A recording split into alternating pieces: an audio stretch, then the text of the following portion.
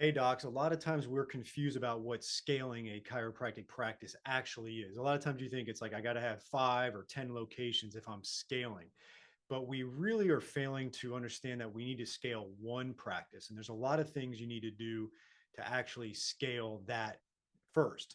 And so I actually put together a 6 page PDF on scaling your practice and how to do it.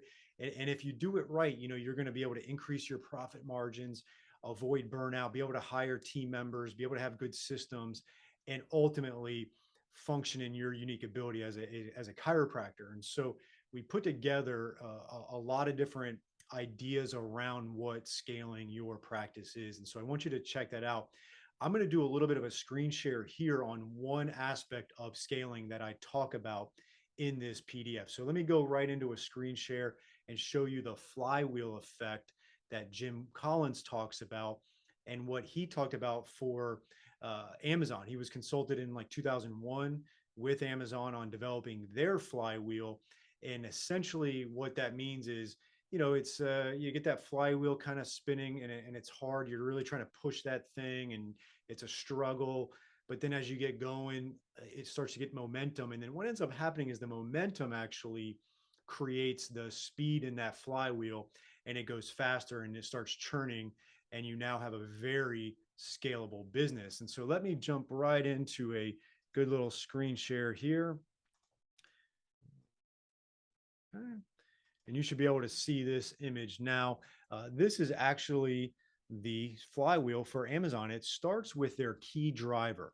So every business has a key driver of the flywheel. And for Amazon, it's lower prices on more offerings, right? So think about Amazon, we think of lower prices and plenty of offerings. What that then did was increase customer visits. Okay. There's an interesting, I think it's like 1999. It's an interview of Jeff Bezos from, I think, 60 Minutes. And people forget, but for a very long time, Amazon was not profitable. And in this particular interview, the guy's kind of questioning Jeff Bezos, like, what's going on here? When are you going to be profitable? Why aren't you profitable? All these questions. And looking back on it, in hindsight, the answers that Jeff Bezos gives were so impressive, and he had such a great vision, and he knew what he was doing. It just took time for that flywheel to go. And one of those things was, they were offering such low prices that it was hard to turn a profit.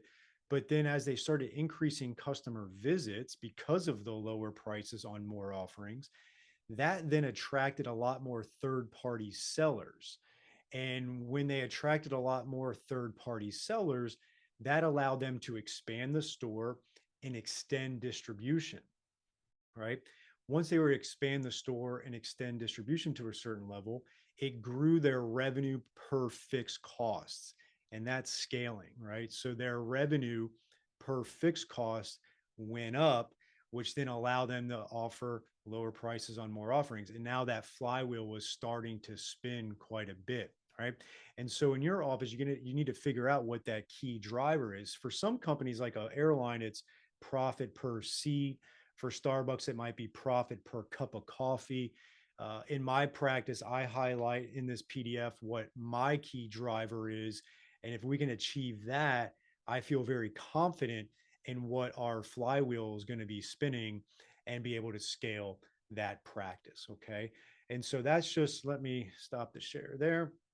That's one aspect of this PDF called The Truth of Scaling Your Practice. You can find the link in the comment section there and link below to actually download it and have access to it and then start working through it. I even, just looking at the screen here, there's 7 different kind of homework for you to do to really start to implement this and start scaling your practice.